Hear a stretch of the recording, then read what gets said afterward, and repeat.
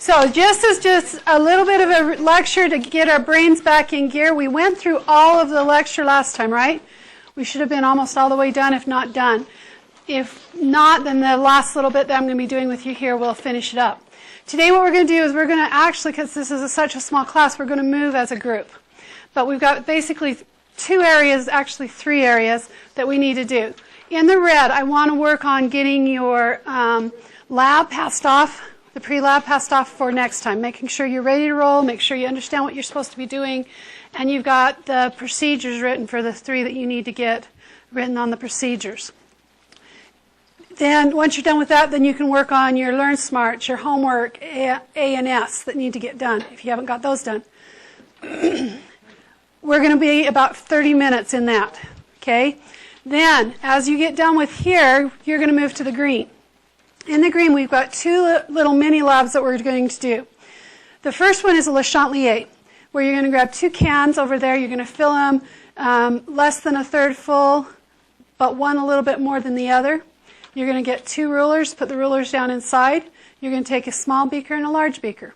One of you, so you got to pair up for this, one of you is going to be in charge of what we call the reactant bucket, and the other one's going to be in charge of the product bucket. And you go back and forth, back and forth, back and forth. So one trial would be dipping the beakers in to the cans and trading, okay, and then remeasuring. Okay, but you cannot tip the cans. Cans cannot be tipped. Beakers can be tipped, but the cans cannot. Once you get to equilibrium, then you need to stress the system. I don't care if you add water from the sink to one of them or you take water out from one of them, but stress the system. Then go again until you get equilibrium. Equilibrium is when your can stays the same for 3 in a row.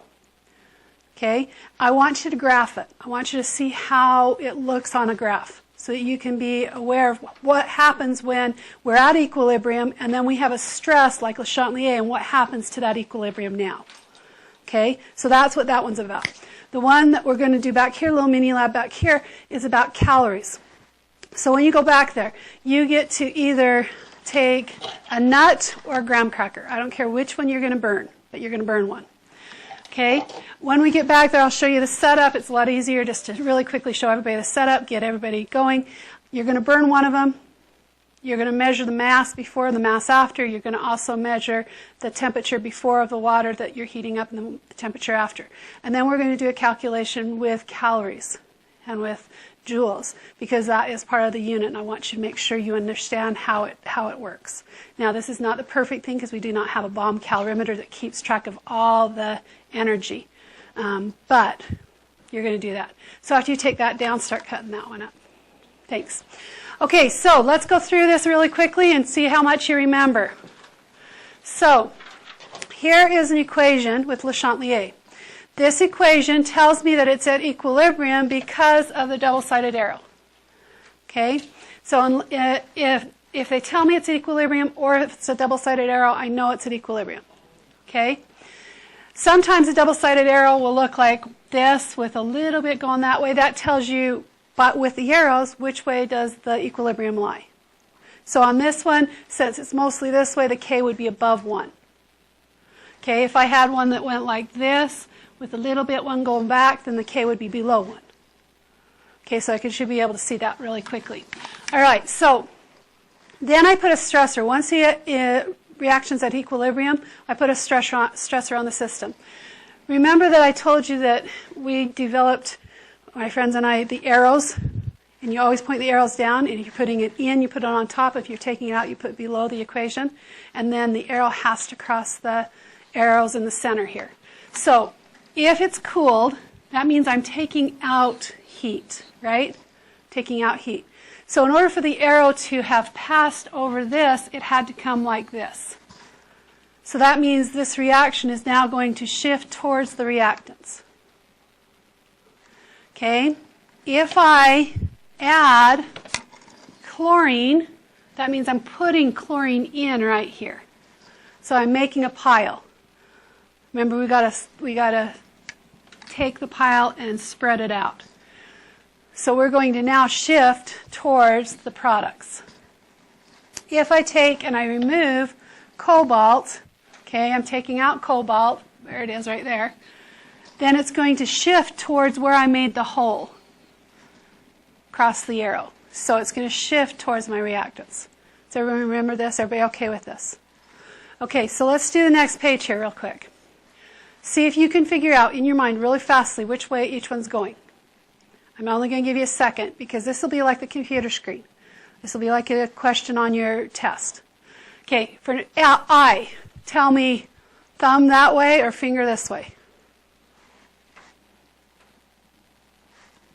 Everybody's got to commit. Thumb or finger? Thumb means towards the reactants, finger means towards the products. Okay, so if I'm adding this, I'm putting this down and it is shifting that way. You're right. Okay, now number 2. Decide.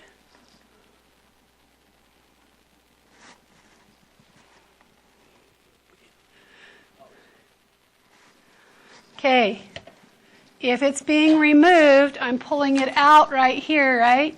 So it's shifting this way. So if you said that way, you are right. Okay, last one.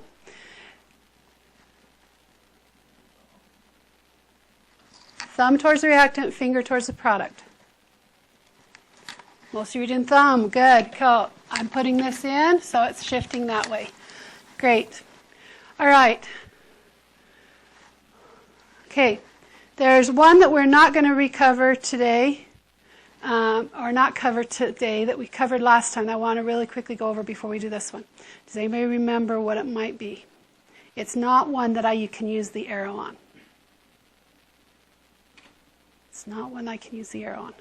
I have to do something else. Give you a hint, it has to do with gases.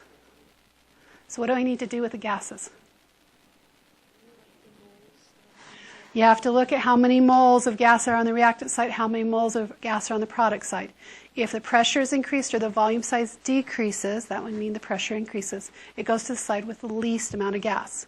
If the pressure is decreased or the volume increased, that does the same thing. It goes to the side with the most gas. Okay, so we're not reviewing that today, but you need to remember that one. Okay, this one has a tricky one on number 3. So let's do I first. What do you think? Finger or thumb?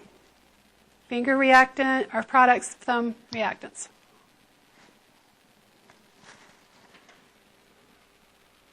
Better be seeing some thumbs because I'm making a hole here, so I got to fill it, right? So it's going this way.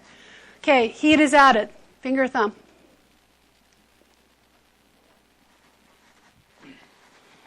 Good. If I'm adding something here, I got to move away from it, which is going to be that way. This one is the trick one. Finger, thumb, or hand out for neither.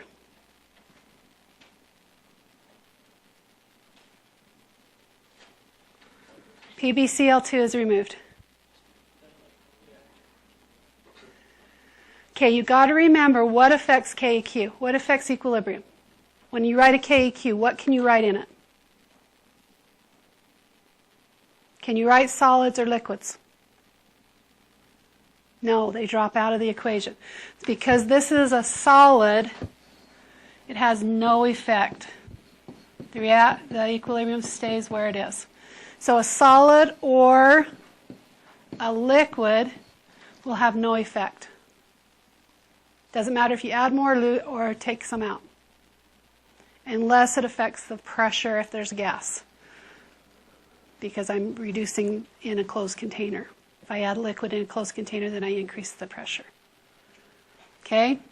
But this one did not have any gas, so it wouldn't affect it. All right, so we're going to be doing the Le Chatelier next. Le Chatelier is the bucket, back and forth and back and forth. I want you to physically see, I want you to physically write the graph for it. So if you look on your equation or your lab for the equilibrium, Le Chatelier. Second page. I'm not going to worry too much about the first page. You can go back to the first page if you want to, but you do not have to worry about the first page. So on the second page, you see on the left-hand side, there's a data table. On the data table, number 1 is where you're starting with your water. Okay? And you're going to keep going until you hit 3 in a row of the same measurement for both of you. Okay? It doesn't have to be the same measurement as he's getting 11 and I'm getting 11, but the same measurement. I get 3 times in a row and he got 11 3 times in a row, so we stop. Okay? Then you do a stress to the system. Then you go again until you get 3 in a row. We're going to do this fast. It is a race. Leave your stuff here, except for your pen or pencil and this paper. Run quick and get that, fill it up. I am going to give you a go in about 3 minutes, so you have 3 minutes to get set up. Go. You need to be with a partner. Hopefully we got enough partners. We're short one. So truddy up.